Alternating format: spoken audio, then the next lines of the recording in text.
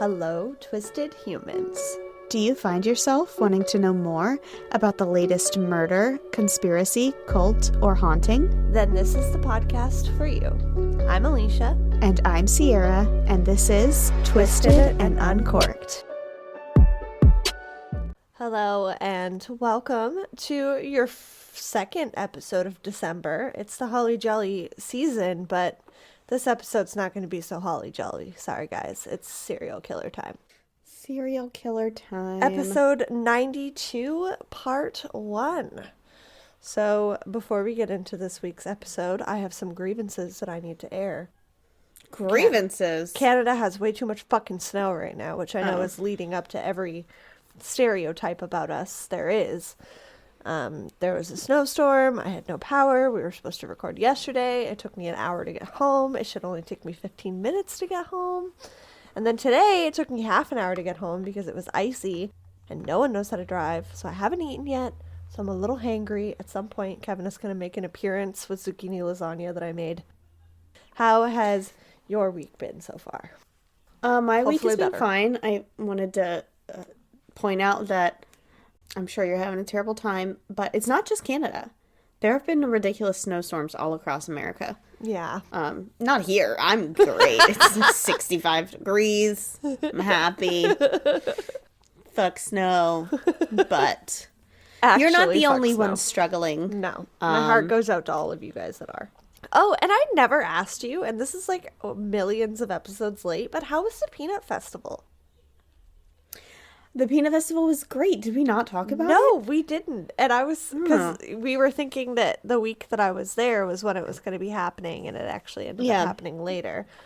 And I saw photos, but I never asked you about it, because I'm a dick. Yeah, it was good. It was very crowded. It was very cold Oh. that night, yeah. It was raining. The kiddos were very brave on a lot of rides. Aww. It was crazy. Bubba did his first upside down ride. Yeah, I and saw the video. It was so hated cute. it. No, that wasn't an upside down ride. Oh, was it? That one was fun. On the upside down ride, he and Sissy both cried. Oh my God. Like, it was not. Me and Sissy did a couple upside down rides, and she was fine on all of them. But the last ride that we rode, it's called the Fireball. And if any of you have been to a fair that had a fireball, it's probably the same thing. It's literally just a circle, like a track that's a circle. Literally a circle. And it's like, you sit in this, like, little train. Yeah. It goes this way, and then this way, and then this way. And then eventually it goes upside down, and then comes back down. And then goes upside down, and then comes back down. And it just sits upside down for a while. And they were both like, I shouldn't have done this. I regret this. I hate this. And I was like, you guys are so brave. Aww. Like, I was scared. Yeah. Fair rides scare me because they're not the same as amusement park rides. Are you a ride person? I definitely am. I love every ride on it. I've done the slingshot before. Like, I can do rides. But at fairs and festivals, it is much different than at an amusement park. At an amusement park, they are drilled into the ground. Yeah. And at a fair, they take them down 2 days later. And I don't like that. It scares the shit out of me. But if my kids are going to get on it, I'm going to get on it. Because if they're going to get hurt, just take me out. Oh. Like, I don't want to be here if they're hurt. That's how my uncle feels about plane rides. If we're all going down, we're all going down together. Yeah, that's funny. I'm proud of them, too. That sounds like lots of fun. And I'm sure you had lots of peanut stuff. We had lots of fair food for sure. We did have boiled peanuts. They were delicious. Better than the gas station ones you got me? I don't know if I would say better. Oh, okay. But That's it. same. Or maybe they were better. We ate so much. We love fair food. Fair. You so can't go good. to a fair and not pick out. It's not. Yeah, you can't do it. There's this place here called Mr. Corn Dog. Oh. And allegedly, it's the best corn dog you'll ever have. There's always a ridiculous wait Really? to get a corn dog. Like, ridiculous. Like, so ridiculous that we have never tried it before until the Peanut Festival. Because we're like, okay, if the line is that long every time, we have to try it. Yeah. It was really good. It was the best corn dog I've ever had, but it was still a corn dog. I love a good corn dog. It was like fried instead of baked. Like the batter was like fried on instead of baked on. It was good, but yeah, it's weird. And funnel cake is your favorite. What is funnel cake? Oh yes, I love funnel cake. Is that the cake? Is that the cake with the hole in it? You've never had funnel cake before? I might have, but I just need clarification. Please Google it, because I'm about to die. They don't have funnel cake in Canada? Hold on. You put powdered sugar on top? Oh, that sounds delicious. Oh my god. Okay, no, I've never had funnel cake, but it looks really good. I am appalled. Like, is it kind of like powdered donuts? That's what it looks like to me. No. It's funnel cake. Sorry, guys. I can't describe it. It's pancake batter that is fried in like tubes. You just squeeze the batter into the fryer like this, and like out of an icing thing, and it just and oh my god, I can't believe we're adding it to the list for when I come and visit. I don't understand how this is mind blowing. This is why I'm your Canadian alien. That I thought Canada would have different than America. Funnel cake was never on the list. Who else doesn't know what funnel cake is? Please write us, because I think I'm going to start a funnel cake mailing business. Mailing it everywhere, okay? This is insane. People should have access to funnel cake always. Every single fair I have ever been to. Fair, you're gonna festival, add it to your Etsy farmer's store. market, everything I've ever been to. The zoo? Funnel cake. Everywhere has funnel cake. I've never had funnel cake. Oh my gosh. I'm sorry. I'm dying. I'm your Canadian alien. I'm weird. I'm sorry, guys. Oh my god. Well, fun fact, I've never had funnel cake, but do you have a fun fact for me? I do. There is a gene inside of everybody, every living thing, including, animals and whatnot, called the sonic hedgehog protein. What? Yes. I gotta be honest, it's hard to explain science, but the SHH gene, or sonic hedgehog gene, is the reason that snakes do not have arms and legs. So what it is, again, this is hard to explain. It's fucking science. It's something about how people are symmetrical on one side and the other. Like, we have 2 arms, we have 2 eyes, we have 2 ears, we have 2 legs. So we have 2 sides of the brain, left and right brain. Do they have more of the Sonic the Hedgehog I don't gene? think that's the way it works. Oh, okay. So snakes only have one of everything now. So somewhere far off in their line, they've been that way evolution, for billions of years. Yeah, right. Somewhere way back in evolution, I don't know if they either I think they got the gene or lost it or something, to where they only have one now.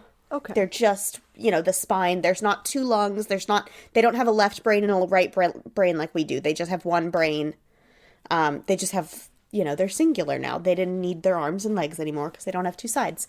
Snakes it's really weird.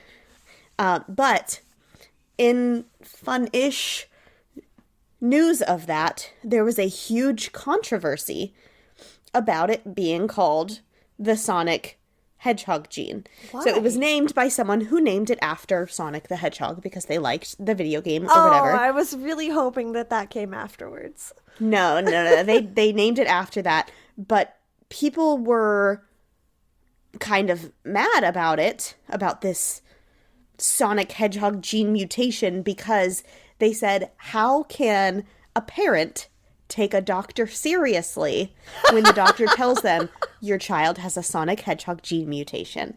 And it's very serious and it's dangerous. And they're just thinking, laughing. Sonic the Hedgehog, what the fuck? So people were pretty upset about it for a really long time. It says that it's largely died down. Like the outrage surrounding it? Right. They just used abbreviations now, so they'll just say SHH gene or whatever. No, it's forever Sonic the Hedgehog gene. Don't do that. Yeah, that's it's so very cool. Interesting. I love it. I have a kind of horrifying, kind of fun fact, also science, that I learned from our beloved podcast, Wine and Crime, recently, that wombats have squared poop or cubed poop. Yes, I knew that. Crazy, because huh? they I don't know why. mark their territories with their poop. So they'll poop and then they'll collect it and then they'll surround their areas with it. And the reason that it's cubed is because it's less likely to roll away. Like roll off So they're a making log like or roll poop igloos. Exactly. And it's squared because of all the constrictions in their intestine as it goes through. Their digestive system is like 12 times slower than ours.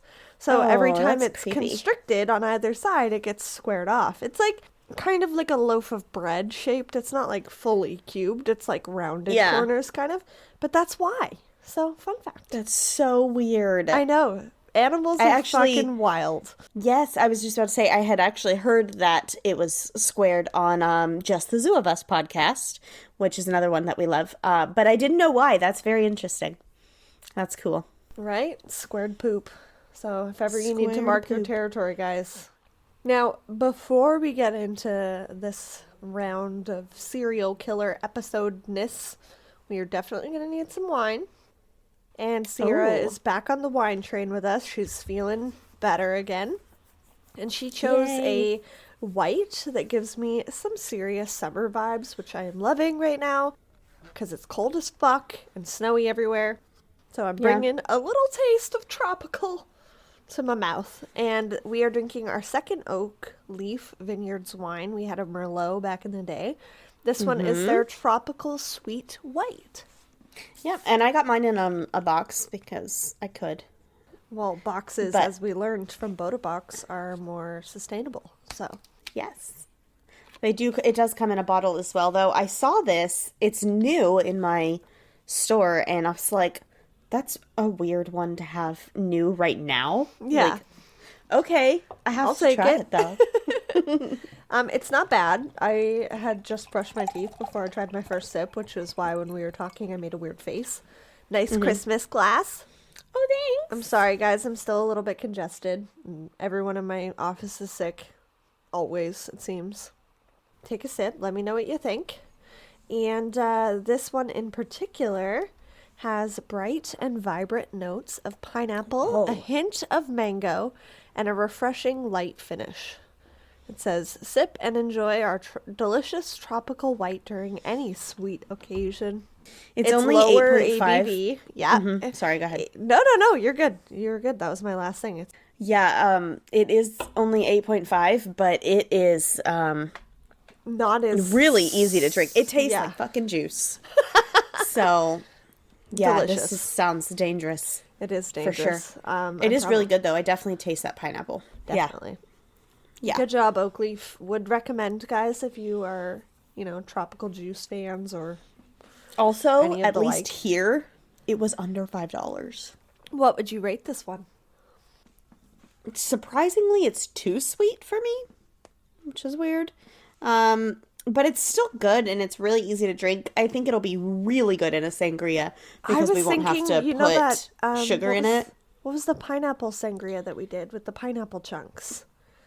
Oh, the one that looked like we did it on the shark episode. Yeah, that would have been good. Yeah, that would have been good. Maybe we'll have to revisit it with this wine at some point. Maybe, yeah. But I'm thinking just because it doesn't have a lot of alcohol, it is very, very sweet. I'm going to do a 6.5. I also find it too sweet. So I'm going to give it a 7.5, 8, somewhere in that range. I do like sweeter whites, but again, I want it to pack a little alcoholic punch. Yeah. And I find that alcohol that's lower ABV and really sweet usually gives me a hangover, because that's the perks of almost being 30. But yeah, it's good. It was a good pick. And trust us, you're going to need a glass for this week's episode. We are covering another heavy hitter. It's been a while. Yeah. I'm pretty sure our last heavy hitter of a serial killer was, and when I say heavy hitter, guys, I mean notoriety, like how well known they are Yes. around the world, was Israel Keys, I'm pretty sure. So, it's been a while. And that Yeah. was episode 18, so the way, way back machine. We are covering Jeffrey Dahmer today. We are hopping on that train like the rest of the world, so Eek. checking him off our list. But Yeah. before we get there, we are going to take a quick break and hear a promo from The Haunting Season, a fellow Weirding Way media member. And cheers to you, Josh. We'll be right back. Okay. Welcome back. I feel weird being like so like bubbly and welcoming on a serial killer episode, but I am who I am. Okay. Like I said, we are covering Jeffrey Dahmer today. So I am going to kick us off per usual. Recently, Netflix released the Jeffrey Dahmer tapes, and before that, Dahmer, the Monster Inside. It was pretty good. We will talk about it a little bit when Sierra wraps this up. I have mixed feelings, but I think that overall they did a good job of telling the story and, you know, the accuracies behind it, and the actor that played him was really scarily accurate, kind of like when our beloved Zac Efron played Ted Bundy. But I understand as well that the victims' families had some feelings about it too, so we will touch on that in part 2. But that's kind of why we're jumping on this train. Jeffrey Dahmer everywhere right now, so I thought it was important to talk about. And to me, Jeffrey Dahmer is unique in that his is unique in his serial killings because he acknowledged to the people that he felt like he was sick, which I feel like is rare. Like, most serial killers aren't like, something is wrong with me, I need help. Right. Or at least not any that I can think of off the top of my head. The weepy voice killer. Oh, yeah, but we haven't covered him. No, but I thought of it off the top of my head. Yeah, you're right. He did call into the police department trying to get caught, basically. Begging for people to stop him. Jeffrey Dahmer didn't quite go that far, but he did acknowledge that he felt like something was wrong with him on more than one occasion. And he did try to suppress these urges for a really long time with alcohol. When caught, he also requested that he get the death penalty, even though in Wisconsin, the death penalty was not legal, because he felt like he deserved it. He often was quoted as saying that he felt like he was acting on impulse, which I know a lot of serial killers say, but we'll kind of get to it. He felt like as soon as he started, he couldn't stop, but he tried to stop for so long. I would say that this is a slight offering of remorse in that he acknowledged that something was wrong and that he did request the death penalty, but he did have a dark sense of humor, which is highlighted in both the Dahmer tapes, the 2 books that I read for this, and the reenactment. When he was in prison, he was quoted as poking fun at the actions that he had committed, leaning into the mockings of him being a cannibal, because, prison's kind of like being in a high school, there's rumors. He would drip fake blood with ketchup off of his chicken bones in the prison cafeteria. Earlier in his high school days, he would draw chalk body outlines in the school hallways just to kind of get people's reactions. Just like any serial killer that we cover, though, we try and be victim-focused too, so trigger warnings all around because some of this is really rough.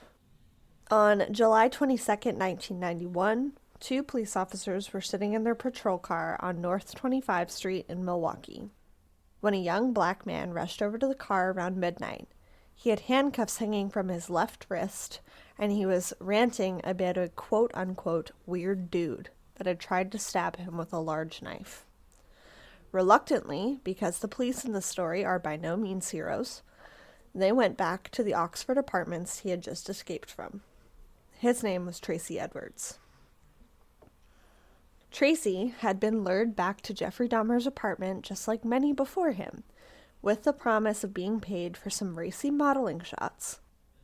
Jeffrey Dahmer was gay, but he was drawn to many of his love interests turned victims, because in his mind, they were, quote-unquote, so beautiful. Many of them were of color, which seemed to be his type, and very good-looking. The officers tried to unlock the handcuffs with their own keys, but it didn't match any handcuffs that officers used at that time. Which is super weird to me because handcuff keys are universal. I know. So where the fuck was he getting these? Yeah, when did they change or where did he get them from? I thought that was interesting too. It's crazy. Yeah. So they obviously asked for the handcuff key and they were pointed towards the bedroom. One of the officers looked into an open dresser drawer and found Polaroids of dismembered bodies. The search became more frantic at the severity of the situation, and during their search, a severed head was found in the fridge, another in a freezer. There were 7 partially boiled skulls, a large acid drum with 4 male torsos, and a pot of scraps of male genitalia. And where the fuck is Jeffrey Dahmer right now? He's just standing there like, yeah, the jig is up. Yeah. Which is funny, too, because every other serial killer is, like, gonna do whatever they can to not get caught. And he's just like, meh, yeah. Right. Yeah, that's always the main reason why people are like, you're not mentally unwell because you knew what you were doing was wrong because you tried to cover it up. But he didn't even try. Again, yeah, he's kind of an enigma. And I know that is maybe, and I'm trying really hard to be unbiased like we do with all cases, but he's a weird one to me. Like, yeah. We'll get there because I'm going to talk about his childhood here in a minute. And we can feel bad for the younger versions of these people. The Polaroid, not to mention on closer inspection, blood stains being everywhere. The walls, the floor, the mattress in his bedroom. Many team members that were called to the scene to investigate the crime scene quit. The PTSD was just too much. And his apartment was not large. Like, for all of this to be found in, like, a 700 square foot apartment is a lot. Ugh. The Polaroids that were found were arranged between naked men and naked dismembered men. He had a fascination with the male form, and he wanted to remember these moments. Jeff was born to Lionel and Joyce Dahmer on May 21st in Milwaukee in 1960. It was the 60s. His father was going to school full-time in chemistry.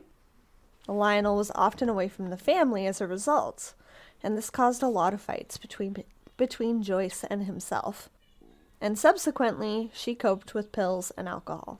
Speaking of alcohol, I need a swig. They weren't just little spats, though. They were traumatizing fights, and this left Jeff alone and neglected a lot of the time. In interviews following his arrest, he says that he had a fulfilling childhood, and that no one thing he could pinpoint caused this deranged behavior. The one thing that really bothered him was the fighting, and Jeff really did want to know why he was the way he was, so he ruled that out relatively quickly. The family relocated to Ohio when Lionel received a scholarship to get his PhD. It was a scholarship that he couldn't refuse. Jeff was 6 years old at the time. Not long after this, his brother David was born, and his parents paid a lot of attention to David, again leaving him alone a lot of the time. But one thing that him and his family, or his father specifically, were able to bond over was his developed interest in anatomy.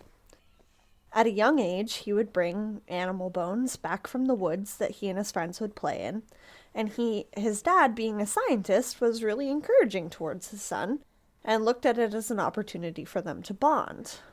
Jeff later became interested in biology as a whole and began asking questions and wonderings about the internal organs of the body and processes and whatnot. He and his dad would collect roadkill and sometimes dissect the animals together, but often Jeff did this on his own too, exploring and asking questions when he needed. Did you know that the actress who plays Wednesday Addams in the new show Wednesday admitted that she used to give autopsies to roadkill?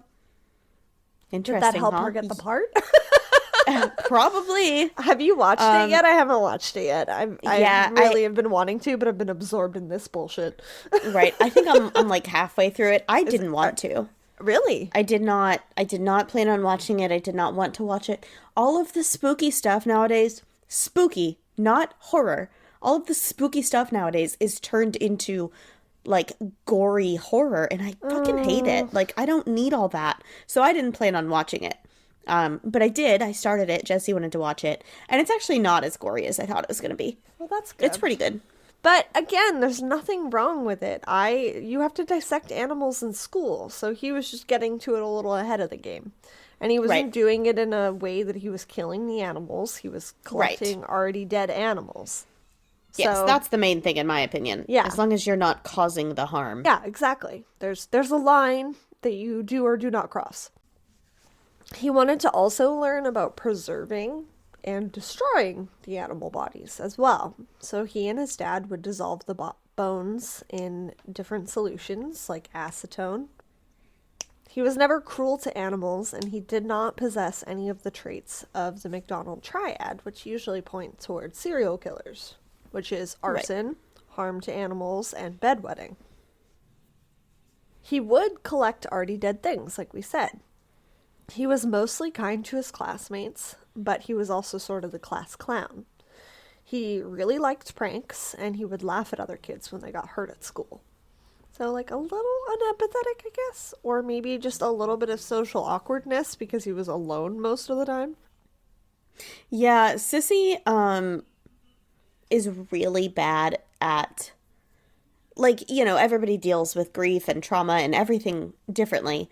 And I tell her often, like, we are never taking you to a funeral, because she laughs when she feels, like, awkward and uncomfortable. We disclosed that within, like, the first 10 episodes that we're uncomfortable laughers and we'll make jokes. She's really bad. Oh, like, girl, like, I feel. Like, we'll see someone, like, fall down the stairs or whatever, and where I'm like, oh my god, are you okay? She's just over here, like... And I'm like, what are you doing? I think that gets better with age, though, too. Like, I don't know. One time, gosh, what was it? The time that I told her I'm never taking her to a funeral, I think it was, we had just found out somebody died or something, and she started laughing. And I was like, it's not funny. And she's like, I know it's not funny. I don't know why I'm laughing. And I was like, oh my god, never taking you to a funeral. Never. oh. No, So, I make really uncomfortable jokes when I feel awkward, but yeah, that's laughing at death is a different thing. But. Yeah, well, that's the thing. She's not laughing at death. She's laughing adjacent to death. So, I don't know. I kind of relate, though, people too. are weird. I mean, we'll see. We'll see.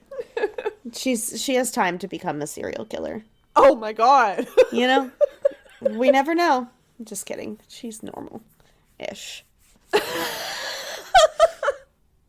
Well, while Sierra questions whether or not she's got to worry, I'm going to continue. No, she's also a very, very empathetic and sweet and thoughtful kid. So, I mean, you can laugh at people, guys, but make sure they're okay first. The only time that he really showed a true, cruel lack of empathy as a kid was in the 2nd grade. He collected tadpoles from a local pond in a jar and gave it to one of his teachers as a gift. She took it graciously, but later gave it to another student that Jeff was actually friends with. When he found out, he was so upset about it that he stole the tadpoles back and poured motor oil into the jar and watched the tadpoles die. Okay, yeah, that's rough. Yeah, that's... The tadpoles didn't do anything wrong, buddy. Yeah, but at least he didn't kill his teacher. Silver lining? I mean, you don't have to kill, period. No, it doesn't matter what the killing is happening to. If you want to get some sort of revenge, or revenge is the wrong word, but like retribution for what happened. Kevin did and stick pencils into the roof above his teacher's desk and watch them fall and scare the shit out of her.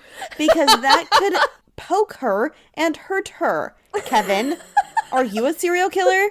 Jesus. No, but he's that person that laughs at people too, so. He really didn't have a lot of friends. Not Kevin. Jeffrey Dahmer. And he never connected with girls. He always kind of believed or thought that he could have been gay. And he admitted to being sexually molested by an older boy when he was 8 years old. And he, in his words, didn't hate it. Being the 60s, he kept to himself, as well as the thoughts of him being gay. His family was very religious, and he knew that they wouldn't accept it. He had his first consensual sexual experience, that was a really hard sentence, when he was 14 years old.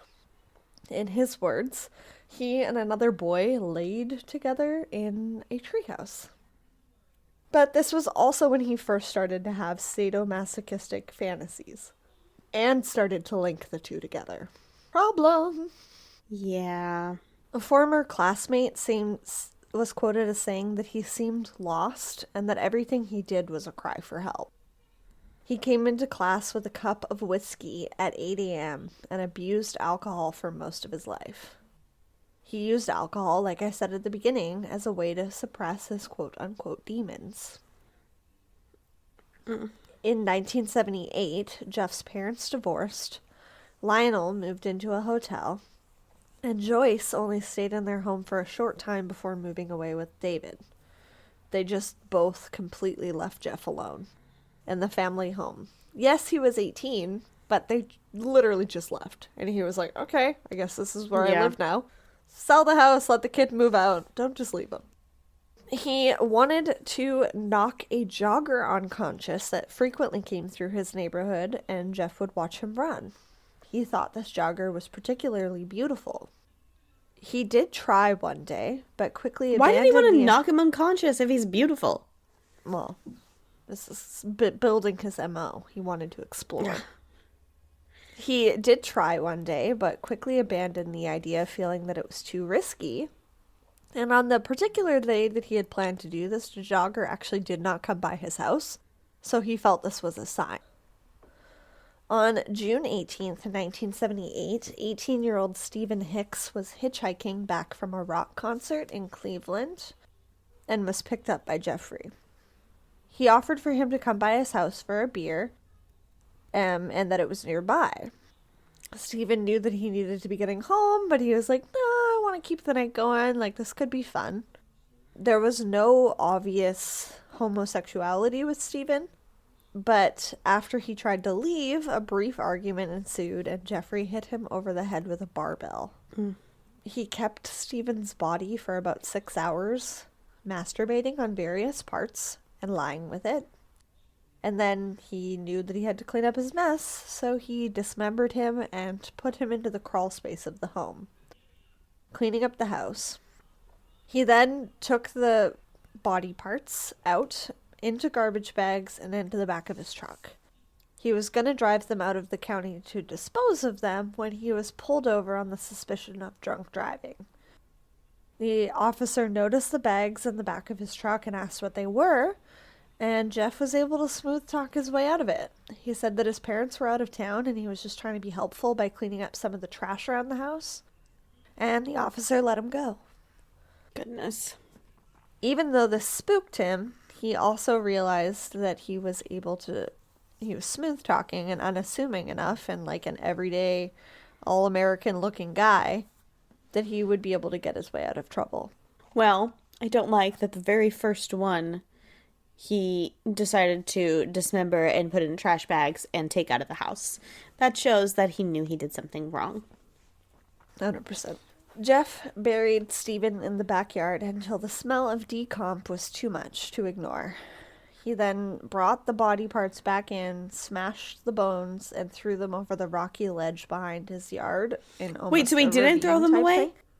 No, he took them back to his house and buried them because he's like, well, I can't get rid of them, so, like, I'm gonna get caught.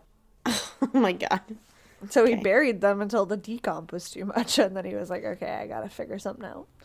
The only pieces of Stephen Hicks that remained still were in his crawl space, and they would have never been found and linked to Jeff for this particular crime, if not for forgetting a few pieces. In later interviews, Jeff said that he felt a lot of guilt and thought about whether or not he should confess. In the fall of 1978, he enrolled in Ohio State University, but spent most of his first semester missing classes and drunk. He was felt the expelled. urge to yell What? OH, and I feel like it's really wrong in this scenario. You know what, Sierra? You are Ohio proud. You were allowed to. So yeah, he was drunk most of the time. And he was expelled because his grades dipped so low and he never went to class. At the end of the term, his dad was like, you need to do something. So he enlisted in the army and trained as a medical specialist. After 18 months, though, he was discharged for substance abuse and aggressive behavior. He was given a one-way ticket from his post in Germany to anywhere in the U.S. He chose Miami. Interesting choice. Yeah. He liked that it was sunny and warm, much different from growing up in Milwaukee. He also enjoyed going to the beach, people walking, and drinking. I mean, me too, but I'm not thinking about killing them. Yeah. He got a job at a place called Sunshine Subs as a meat cutter and was Ew. overall a good... I know. I'm sorry. Jeffrey Dahmer is a meat cutter. Don't Two like on the it. nose, right? Don't like it. He was a good employee overall for the first while, but then he started showing up to work late, not at all, or drunk, and eventually he was fired. After burning through his remaining funds, he was evicted from his apartment and was forced to live on the street for a few days, and then he eventually called his dad for help. His parents did try, especially Lionel and his new wife, but he was also really disappointed in his son and did not hide it. He thought that cutting Jeff off and having him move in with his mother would help him clean up his act. He could find a job, he could help his grandma around the house and keep her company and go to church with her. In 1982, Jeff moved in with his grandmother. He got He got a job at a blood plasma research facility because of his background in the army. For the first little bit, it was ideal for both of them. Jeff was a perfect grandson and helped his grandma around the house, and for the most part, she let him keep to himself. And unlike his relationship with his parents, he and his grandma were quite close. Like I said earlier, it was a different time, and Jeff hated that he was gay. He would go to church and try and pray it away. He so desperately wanted to lay with somebody and have a companion, so it was conflicting feelings all around. He thought that a particular mannequin at a department store was very good looking once, and he waited in the dressing room until the store closed before stealing it and bringing it home. He stored it up in his room at his grandma's house. He would lay with it each night, and he was able to keep it hidden for some time until she eventually found it when she went to put some laundry away. She was quite disturbed because, why does my grandson have a male figure in his bed? And he was forced to get rid of it. He took the mannequin out, smashed it into small pieces in the basement, and threw it in the trash. Oh no, I don't like that, because that's what he does to bodies too. Well, that's what he did to Steven, so he's like, this is how I get rid of this. I mean, finding a mannequin in a dumpster would be, horrifying at first, so.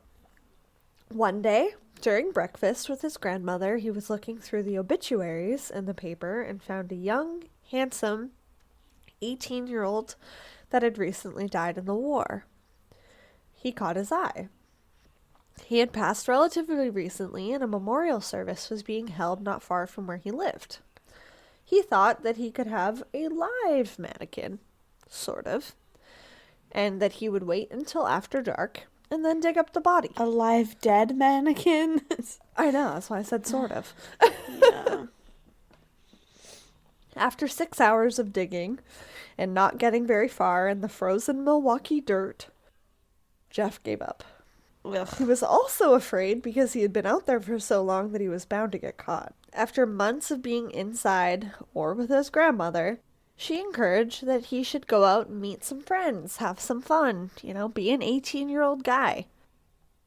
He went to the state fair that had been happening down the street from his grandmother's home since the early 1900s. That August of 1982, he's 22 at this point, He was arrested for getting drunk and exposing himself. He was fined $50. In 1986, he was again arrested for exposing himself, but claimed that he had been drinking and just needed to pee. The charges were reduced to disorderly conduct. In May of 1986, he was accused by a young man of drugging and robbing him, but there was insufficient evidence to prove it. That, and the police are racist and homophobic, and they really didn't want to look into it any further. Jeff learned yet again that he could get away with shit and continued to look for victims while drinking and walking along a local river called the KK River. Which, like, I really don't love that as a river name. It's like 1K away from being super problematic, but whatever. It's true. One evening, he saw two young boys playing, took his pants down, and began masturbating in front of them. Obviously frightened, they ran away and told their parents. Jeff was arrested and charged for lewd and lascivious behavior. In this area at the time, that was considered a sex crime, and he was fined and sentenced to 1 year of probation. Okay. Jeff told his family that they were mistaken and that he had merely stopped to pee along the river, and that the boys must have not known what was happening. He's got to stop peeing outside. They were confused. Moral of the story. Look up his record. He pees outside a lot, guys. Oh my god. Yeah, that cold Milwaukee air after a few beers. I mean, what are you gonna do? It's like that movie Horrible Bosses. And he's drunk and he goes pee and it happens to be at a playground. That seriously scares me all the time. I'm like, anytime Jesse has to pee, I'm like, we need to make sure there's no playgrounds around. This could happen in real life. It really could. That's why that was so funny, because it could literally happen to anyone. Yeah. And then you're slapped on the wrist as a sex offender, and all you did was pee. Mm-hmm. Jeff should have been charged as a sex offender.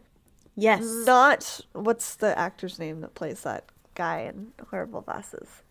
It's going to bother me. I don't know actor names. I know who you're talking about, though. You know, the squeaky guy. Yeah, I mean, I can picture him. I just don't know names. Hold on. If Charlie Day. From Friends, I don't know their name. Exactly. Well, Jennifer Aniston. Exactly. The boss that hires him and is super sexually inappropriate. Guys, if you haven't seen that movie, go watch it. It's hilarious. So, yes, they should have looked into him further. And be aware of where you're peeing as grown-ups, people. Mm-hmm. But Jeff felt if he could not have a mannequin or lay with a dead body, and he kept getting caught trying to unleash his desires in other ways, he would have to find another way to lay with a man and have complete control over them. The gay scene was up and coming in Milwaukee at the time. Jeff found that he could meet companions and engage in sex in secret. And he often frequented gay bathhouses to pick up men and experiment on them by sneaking sleeping pills into their drinks. It didn't take long before Jeff was banned after leaving one too many patrons in an unconscious state. On September 15th, 1987, Jeff met 28-year-old Stephen Toomey at a gay bar called Club 219, or 219. I'm not sure. I've heard it both ways. After having several drinks and dancing together, Jeff suggested that they leave and continue their party together at a more private location. Stephen Toomey grew up in, I'm going to do my best here, Ontonagon.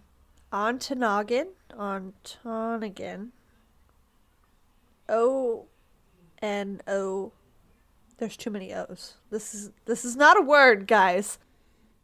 Ontonagon. Ontonagon, right? That sounds right? Sure. In the upper peninsula of Michigan. And he was working as a short order cook at the time in a local Milwaukee restaurant. Classmates of his remember him as being quiet but really artistic. Jeff rented a room at the swanky Ambassador Hotel, and between that and Jeff's charm, Stephen couldn't resist. Also, he too recognized the strangeness that his first two victims were named Stephen. Yeah. I don't like it, but that's where we are. Ick. Sierra's all about the eeks and icks this episode, guys.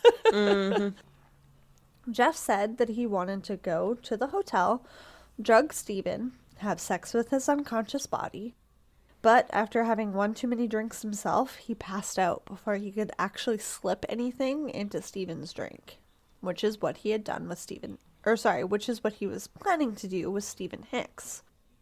So this is two kind of failed attempts. However, the next morning, he woke up in the bed next to a bloody body. He was completely panicked. He had no idea what had happened. He thought that in an alcoholic rage, his darkest desires that he had been trying to suppress with alcohol had finally come out. He put a do not disturb sign on the door and left the hotel to buy a suitcase. He then placed Stephen's body into the suitcase and was shocked that he was able to fit it in there before rigor mortis had taken place. He knew all about rigor mortis. He was really interested in dead bodies. He then left the hotel after cleaning up and took his body away. How did he kill him? He doesn't know. There was just blood everywhere. There's no weapons. No. The fuck? He thinks that something like he was either too rough or I don't know. He was drunk, right? Being blackout drunk all the time has its dangers. Before you can gain control, which is what he was inevitably trying to do, but and again, the TV show Dahmer, the Monster Inside, portrays this part really well. Like, ugh. It's really disturbing. I will warn you guys if you haven't already watched it, but like he's genuinely, like he even says in the interviews and when he was in prison afterwards, he really does not know what happened, and that he never intended to kill Stephen. So he took the suitcase to his grandmother's house in a cab, and the cab driver even made a joke when helping Jeff with his suitcase into the trunk that it was so heavy that there must have been a dead body in there. He took Stephen to his grandmother's house, into the basement, had sex with it, laid with it for some time, and then realized that he had to get to work cleaning it up and started dismembering it. He switched from praying to God to worshiping Satan after this, because he felt that there was no sense in fighting his urges anymore. It had been 9 years since Stephen Hicks, and he had just woken up with a dead body. He kept Stephen's head and his genitals and disposed of the rest. He bleached the head to preserve it and kept the skull in a locked box in his closet. One day, Jeff's dad was starting to get suspicious of his behavior and worried that his drinking was out of control. So he inspected Jeff's room to make sure that nothing else immoral was happening under his mother's roof.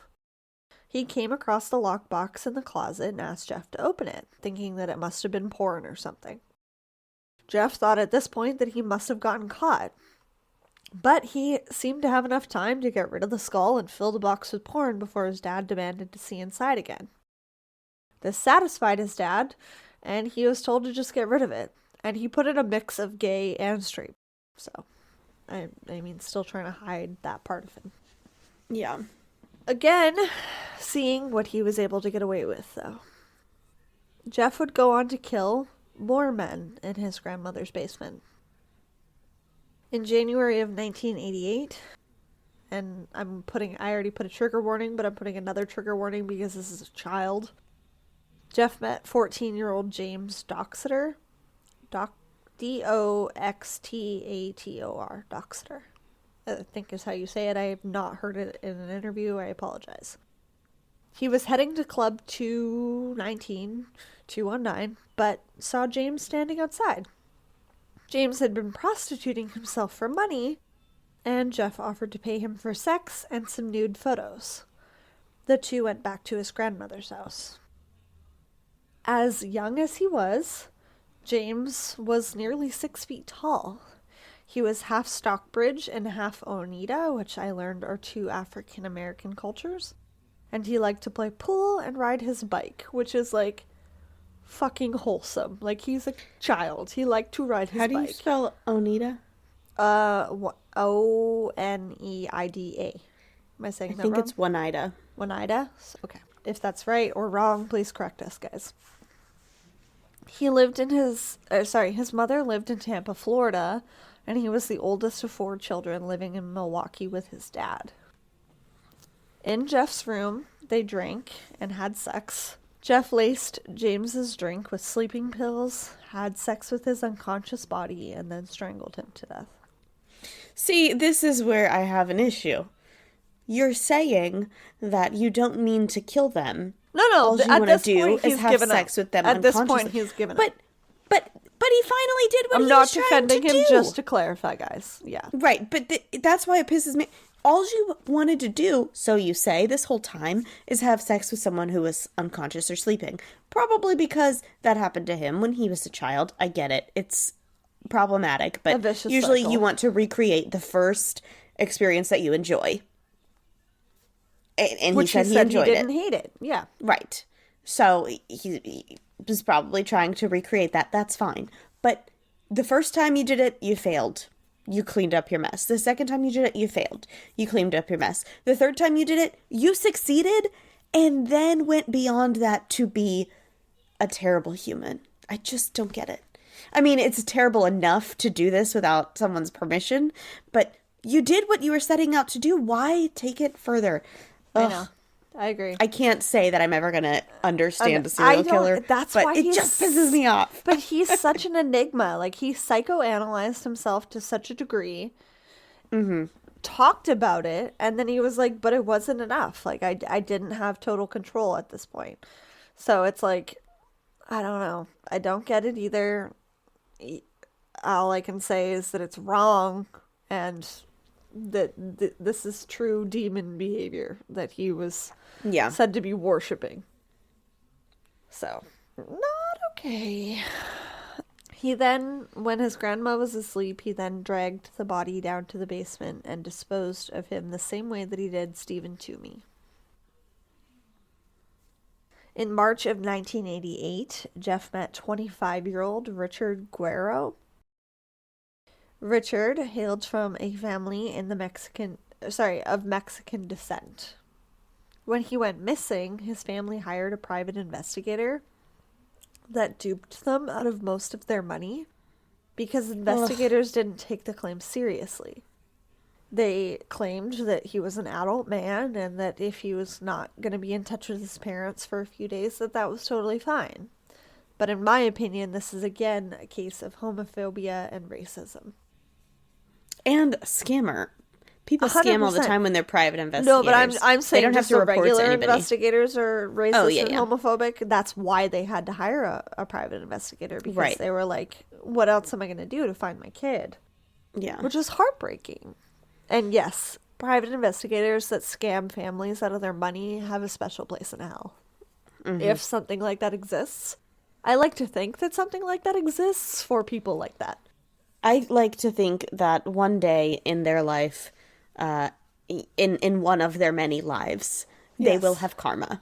It 100%. Will come to them in some form. They will be stung by 10,000 bees. They will have stubbed their toe on every corner that they walk through. They will become victim to one of the things that they scammed somebody else for. There you go. In April of 1988, Jeff met Ronald Flowers. He used his usual ploy of offering money for photos and drinks back at his house. But before he could kill Ronald, his grandma woke up while he was passed out from the sleeping pills. Jeff told his grandma that he and his friend had been drinking too much. He was worried about him and that he was going to take him to the hospital. Ronald reported this incident to police, but because of his intoxicated state, he couldn't actually remember where Jeff's grandma's house was. He narrowly escaped death, and Jeff just dodged getting caught. Did he start to kill him, or he just had just drugged him and he was passed out and his grandma woke up? Okay. And so he reported to police, I was drugged. Yeah. Yeah, you would remember going home with somebody and then waking up in a hospital. Yeah. But yeah, like I said, his grandma was usually upstairs, asleep, after Jeff brought these men home at night, and usually at church during the day when he went to clean them up. Many people wonder if she suspected anything was happening and just turned a blind eye, suspecting that her grandson was gay and not wanting to know anymore, or just speculation. His grandma started to complain about the rancid smell after some time in her basement. Jeff claimed that he was doing taxidermy in the basement and that he would deal with it. It was an unfinished basement and was often quite damp, so she actually never really used the space or went down there. Jeff was able to use it as his workspace. But when it became too much for her, she insisted that he leave. It didn't take long for him to find his own space in September of 1988.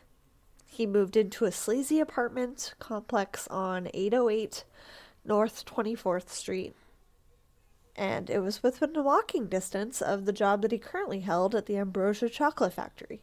And he would no longer have to worry about being caught by his grandma. And that is where we are going to end part 1. What is up with serial killers and candy? Yuck. Yeah, I don't love it either. But before we roll on out of here, Sierra... Yeah. Before we rip off the Band-Aid that is next week, what day is it today? Today is December 13th. And on this day, in 1920, the first ever star was measured. Not the first star, but it was the first time anyone ever measured a star on this day in 1920. How does one measure a star? Like a star in space? With, the telescope and the distance from it. And, yeah. Okay. Lots of science. It was measured. I'm being a dick. I really just wanted to see you explain it. Yeah. The star that was measured, the first ever star to be measured, was called the Betelgeuse. Stop it! Yeah. You have Beetlejuice and Sonic the Hedgehog all in one episode? Get out of here. Yeah. So, Beetlejuice, it's spelled Betelgeuse. So not it like has nothing to do with the movie. Yes, the star was measured in 1920. I don't know when it was named, but it, obviously before then. It was not named after Beetlejuice. It was named, Beetlejuice is actually, this spelling of it is the Arabic. It's a good thing you're interrupting Beetlejuice in between your sentences. I'm just saying. Well, let me tell you. So, the star is in/near the Orion belt area of stars. Okay. And so the word Betelgeuse in the spelling in Arabic means the armpit of Orion. That's what it means. It is also so bright and young. It's far away. It's much younger than our sun, which is a star. If this star was to get into our orbit where our sun is, it would eat up Mercury, Venus, Earth, and Mars. Because it's just so bright and, so much fire. Beetlejuice might actually end the world, okay? Oh my god! Hopefully it doesn't come this way. If you guys are YouTube watchers, my lungs just got so tight I needed my inhaler. What the fuck? Yeah. Dude, that's scary. It is Space is terrifying. Right? It is the 9th brightest object in the night sky. Wow. And it is a red supergiant star. So when you look up and you see something red, that is the 9th brightest thing in the sky. That's Betelgeuse. Shit. I was going to say, isn't the sun a red supergiant as well? Yes. Pretty sure. Yeah. Yes, but this one's bigger. It's just farther away. God. Yeah. So if it was where the sun is, we'd all be dead. Yeah. Good times. As beautiful as stars are, they are fucking terrifying. They will fuck you up, guys. Yeah. Ugh. I know. I'm gonna continue to worship the moon over here. That's not gonna fuck me up. But thank you guys, as always, so much for listening. If you have any suggestions for future cases or topics, please feel free to write into us. If you're enjoying the show, please leave a 5-star rating and review. Tell some friends, tell some family. It's the best way to spread the word. And if you feel so inclined, you can check out our Patreon page, where we release 6 bonus episodes every month, so you'll never get bored. Sierra will be back with part 2 for next week, and in the meantime, Keep it twisted. Thank you for listening to Twisted and Uncorked Podcast. Remember to leave a 5-star rating and review wherever you are listening now. It really is the best way to spread the word. You can also check out all of our sources and materials, as well as photos for the episode, on our website at twistedanduncorked.com. And you can follow us on social media at Twisted and Uncorked or Twisted_pod on Twitter. Thank you so much for all of your love and support, and we will see you next Tuesday for a brand new episode. Cheers!